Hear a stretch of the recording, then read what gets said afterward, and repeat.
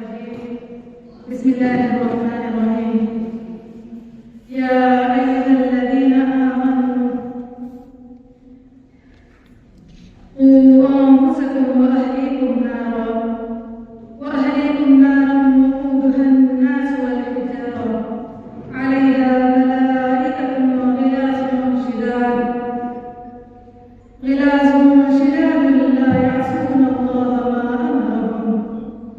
لا يعصون الله ما أمرهم ويفعلون ما يؤمرون صدق الله العظيم.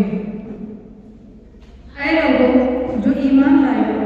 بچاؤ اپنے آپ کو اور اپنے اہل و عیال کو اس آگ سے جس کا ایندھن انسان اور پتھر ہوں گے، جس کا نہایت خود فرشتے اور سخت گیر فرشتے مقرر ہوں گے، جو کبھی اللہ کے حکم کی نافرمانی نہیں کرتے اور جو حکم انہیں دیا جاتا ہے اسے بجا لاتے ہیں.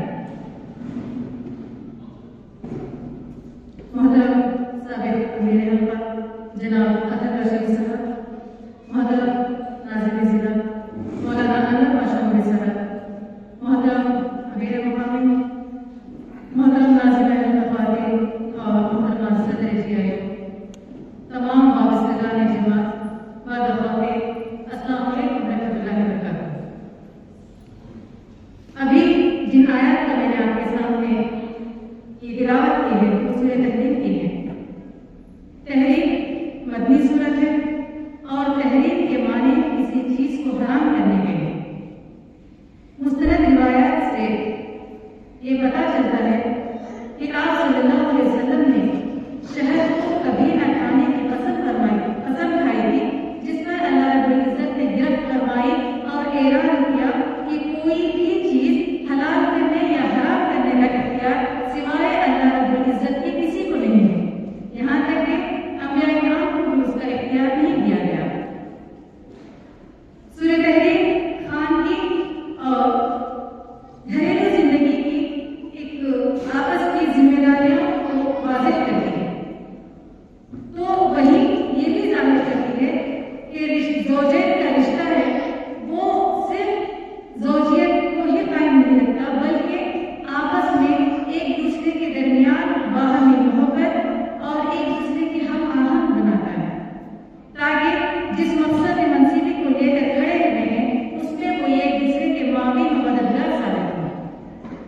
یا ایھا الذین آمنوا قوا انفسکم، اس آیت میں اللہ رب العزت نے تمام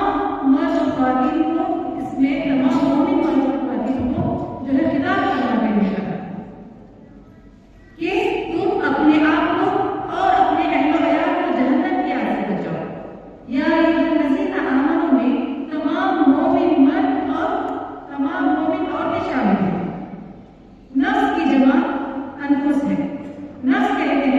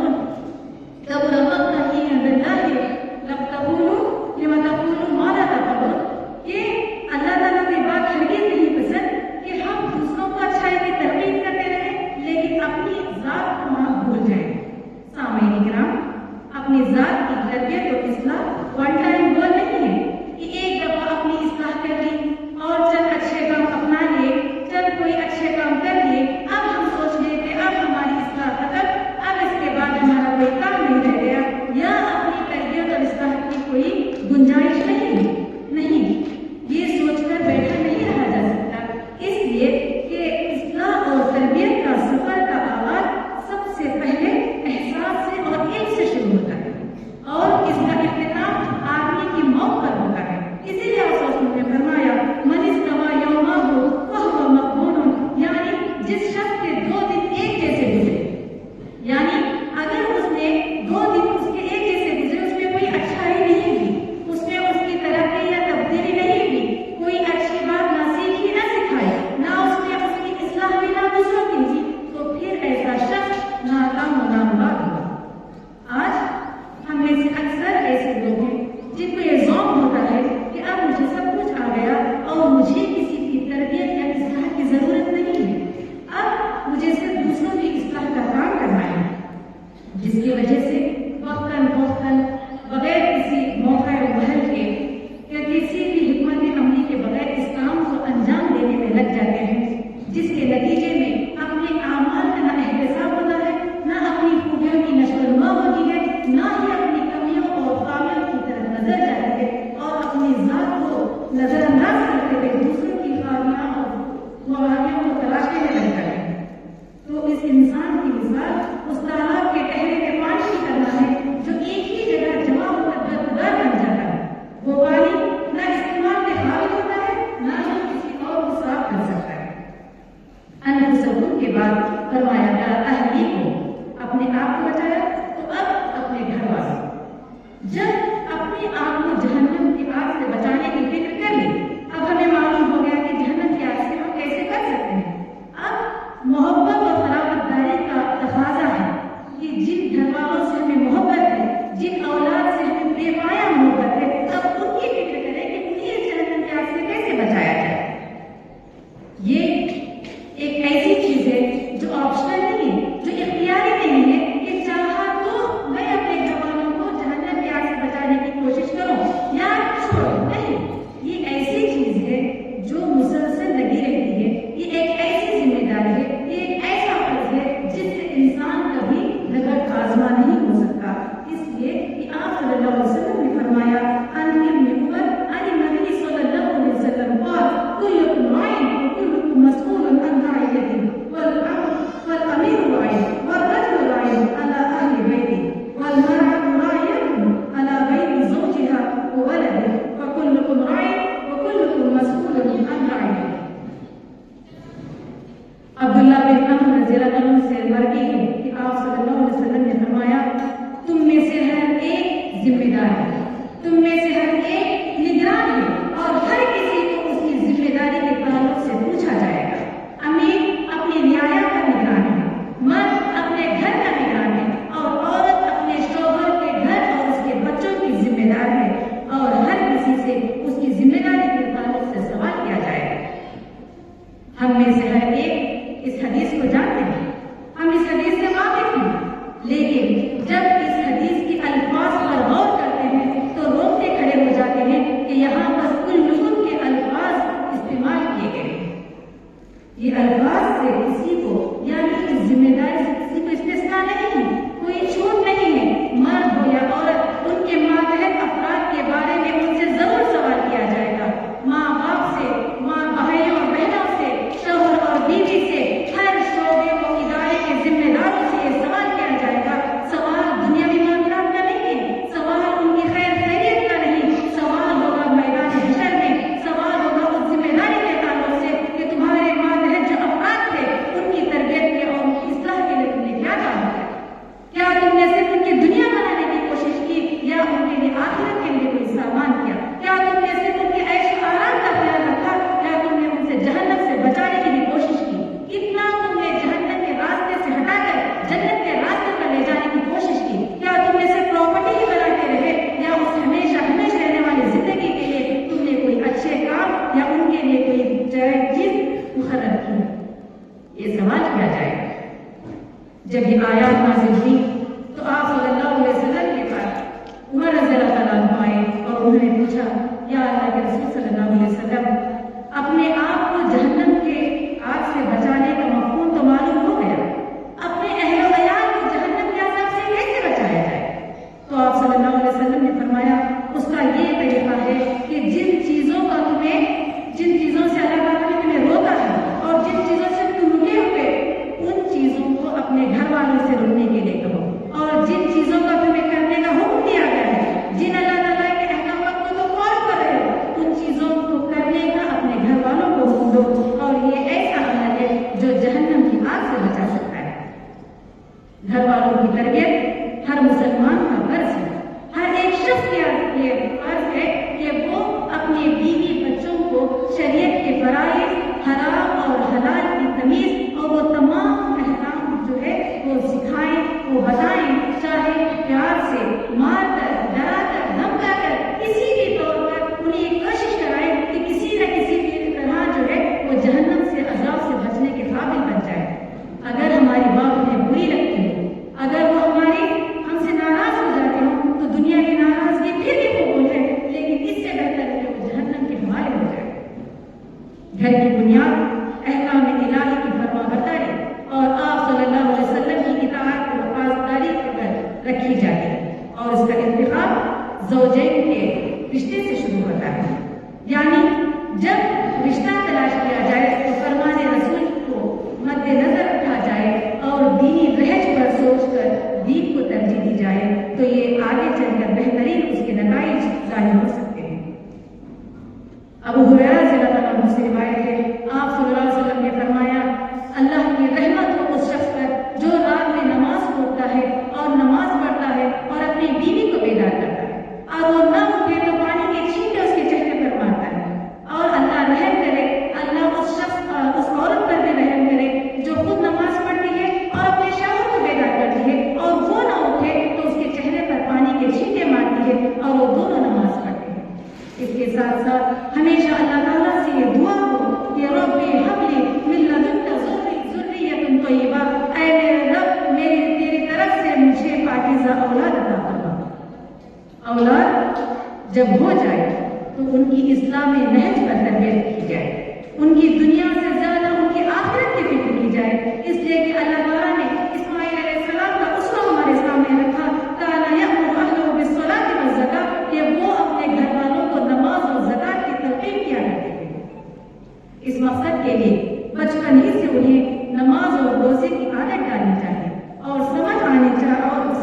आने लगे तो नमाज की लिखन पर सख्ती करनी चाहिए। आप सल्लल्लाहु ने फरमाया, मुरू औलादकुम बिस्सलाति व हुम अबनाउ सब'i सिनीन वज़रूहुम अलैहा व हुम अबनाउ 10 सिनीन, यानी अपने बच्चे जब 7 साल के हो जाएं तो उन्हें नमाज का हुक्म दो, उन्हें नमाज पर उभारो और उन्हें नमाज पढ़ने के लिए कहो। जब वो 10 साल के हो जाएं और नमाज पढ़ने में सुस्ती और काहिली करने लगे तो तुम उन्हें मारो। जब बच्चे 10 साल के हो जाएं तो उनकी तरबियत पर एक्स्ट्रा और ज्यादा तवज्जो देनी शुरू कर देनी चाहिए, इसलिए कि इस उम्र से जहां बच्चे को नमाज के लिए सिखाया जाता है, जहां बच्चे को नमाज के लिए हम जोर दे रहे हैं, वहीं रोजे की भी ताकीद और तंबीह की जाए, ताकि शऊर आते आते नमाज और रोजे की पाबंदी हो जाए, अल्लाह ताला के अहकामात की वो जो है फरमाबरदार बन जाए, गुनाहों से बचते हुए बुराइयों से रुकने का सलीका भी उनके अंदर आ जाए। हमारा सबसे पहला दायरा-ए-कार यानी जिस तहरीक को हम लेकर उठे हैं, जो हमारी दावत तहरीक है, जो हमारा नजरिया है, उसका अव्वलीन जो मुखातिब है वो हमारा अपना घर, हमारे अपने घर वाले, हमारे खानदान वाले हैं, इसलिए कि वो हमारे अफराद खाना, हमारी इस्लाह, उनकी इस्लाह हमारी जिम्मेदारी है। घर के माहौल में एक ऐसी फिजा हो, घर का एक माहौल ऐसा हो जहाँ भलाइयाँ और नेकियाँ हो,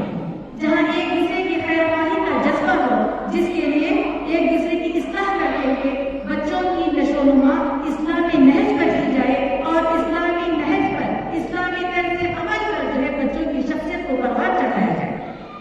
ये काम और ये जिम्मेदारी जो है घर के जिम्मेदारों के एहसास से जिम्मेदारी के बगैर नामुमकिन है। ना औरत घरेलू कामों का बहाना करके इस जिम्मेदारी से रुक सकती है, और ना मर्द भी माशी जिम्मेदारी की आड़ में अपनी इस जिम्मेदारी से जी चुरा सकता है या आंख बचा सकता है। किसी भी फर्द की दुनियावी मशगूलियात उसे अपने घर और घर वालों की इस्लाह से गाफिल न कर सके। हकीम लुकमान ने फरमाया था, या बुनैया ला तुश्रिक बिल्लाह, ऐ मेरे बेटे अल्लाह के साथ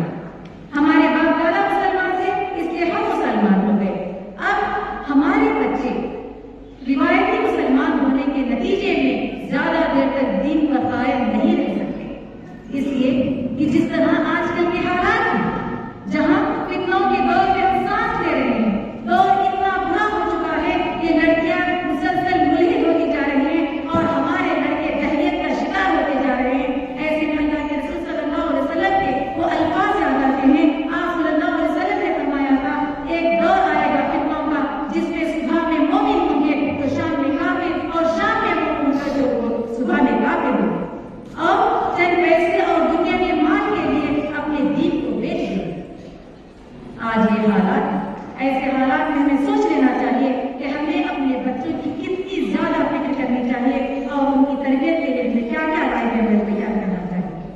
اللہ تعالیٰ کا خوف، اللہ تعالیٰ کا ڈر اور آخرت کی جواب نہیں کا احساس، یہ دو ہی ایسی چیزیں ہیں جو انسان کو راہ راست بنا سکتے ہیں۔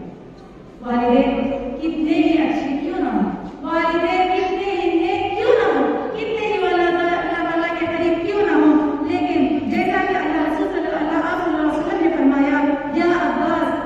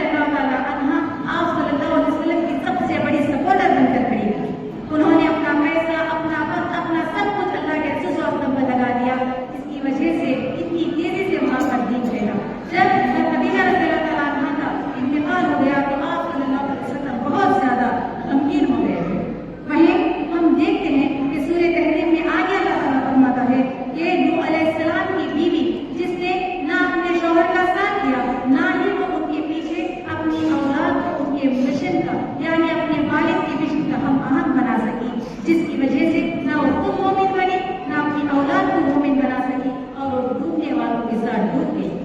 اللہ تعالیٰ نے فرمایا فخانتاہما، یعنی وہ دو عورتیں، یعنی نوح علیہ السلام کی بیوی اور نوح علیہ السلام کی بیوی دونوں خیانت کرنے والوں میں شامل ہو گئی. یعنی شوہر جو حق کا امین تھا، ان دونوں نے ان کا ساتھ نہیں دیا اور انہوں نے خیانت کی. ایک شوہر اگر اپنی بیوی کی اصلاح کرتا ہے تو یہ اس کے لیے صدقہ جاریہ ہے، اور ایک بیوی جو اپنے شوہر کی اصلاح کرتی ہے تو یہ اس کے لیے صدقہ جاریہ ہے. ہم دیکھتے ہیں ام حکیم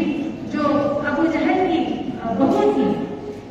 جب وہ فتح مکہ کے بعد آپ صلی اللہ علیہ وسلم کے پاس بیعت کرنے کے لیے گئی، اللہ کے رسول صلی اللہ علیہ وسلم کے پاس جب وہ ایمان قبول کرنے کے لیے گئی تو انہوں نے بیعت کرتے ہوئے آپ صلی اللہ علیہ وسلم سے کہا اے اللہ کے رسول، آپ میرے شوہر کو مہلت دیجیے،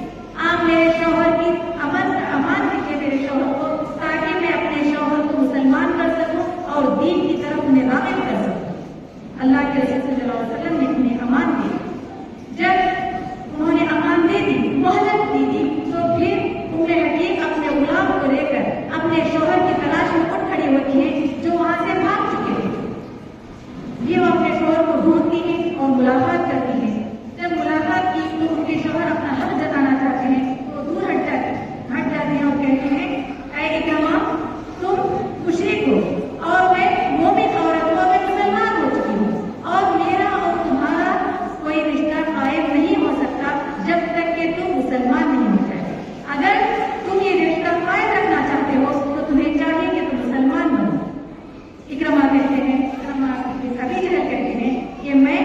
اللہ کے رسول کے پاس جاؤں گا، یعنی محمد صلی اللہ علیہ وسلم کے پاس جاؤں گا تو میں مارا جاؤں گا. تو ام حکیم کہتی ہیں نہیں، میں نے اللہ کے رسول سے تمہاری امان مانگی ہے، تم آؤ میرے ساتھ. پھر وہ اپنے ساتھ اپنے شوہر کو آپ صلی اللہ علیہ وسلم کے پاس لے جاتی ہیں اور وہاں کا اکرمہ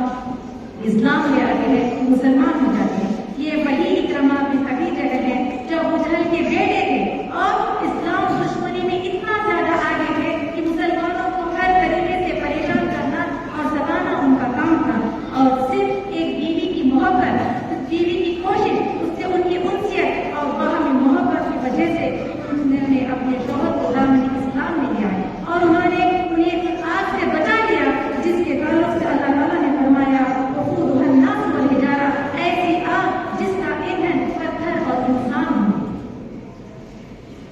دنیا میں آگ جلانے کے لیے ہمیں تو پتا ہے کہ ہم مٹی کا تیل، کوئلہ یا لکڑیاں استعمال کرتے ہیں، جبکہ یہ جہنم کی آگ ہے جس کے بارے میں فرمایا گیا وہ اتنی بڑی آگ ہوگی، وہ اتنی شدید آگ ہوگی کہ اسے بھڑکانے کے لیے جو ہے انسان اور پتھروں کا استعمال کیا جائے گا. پتھر وہ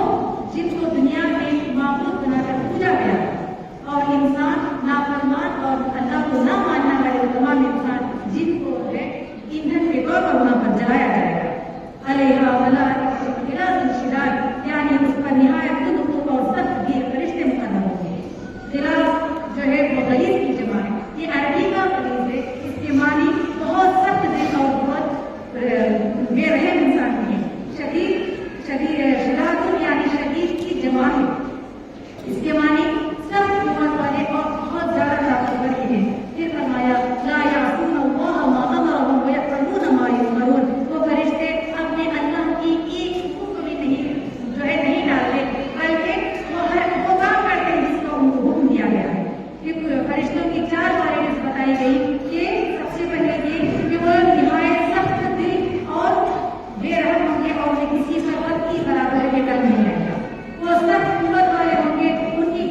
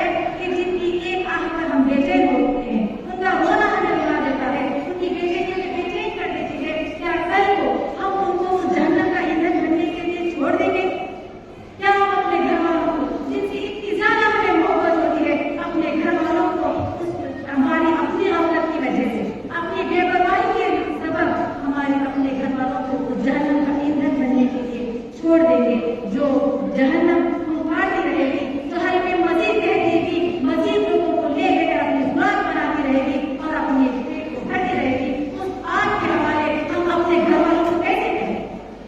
ये सोचने का मकाम है। और हर में से कोई शख्स नहीं चाहेगा कि अपने जिगर दोस्तों को, अपने लाड़ियों को, अपने मोहब्बत के मरकज बने हुए लोगों को उस ईंधन का जरिया, उस ईंधन का जरिया बनने की छोड़ेंगे। हर एक की ख्वाहिश होती है कि अल्लाह ताला के बनाए के जन्नत के बागात में जाएं। उसके लिए जरूरी है कि हम इन आयात की रोशनी में अपने आप को जन्नत की आग से बचा लेके अपने अहल हयात की फिक्र करें। अल्लाह से दुआ है कि अल्लाह रब्बुल इज्जत हमें इन आयात की रोशनी में खुद की हिफाजत करने के